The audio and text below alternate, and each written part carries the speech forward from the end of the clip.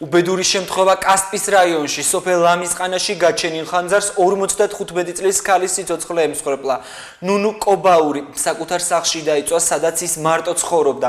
ფრენად განადგურდა საცხოვრებელი, ხანძრის გამომწვევ მიზეზებს გამოძიებას სწავლობს. მეზობლების თქმით, სავარაუდოდ სახლს ცეცხლი ღამის საათებში შეშის ღუმელიდან მოეკიდა. ადგილზე სამართალდამცველები, სახანძრო და სამაშველო სამსახურის თანამშრომლები მუშაობდნენ. Ირა დილას რო გამოვედი დამწვარი იყო პაჟანი მანქანა იდგა და აქრობდნენ ჩამქრალი იყო. დამწვარი იყო მიცვალებული ეგრე რა.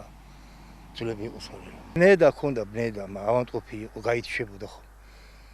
ეტყობა ცეცხლზე მივარდა ფეჩიდან, მაშინ მოუვიდა და ვერ დაარქმევდი რომ ცხედარი იყო, დამწვარი იყოს. ცეცხლი იყო წაკიდებული პაჟარ-კომანდა და პოლიცია და დაიწვა ის გოგო და რით, როგორ არ ვიცი. დილით გავიგეთ რის ნახევრიდანა. თვითონ ავანტყოფი ხალი იყო და ეპილეფსია და მქონდა.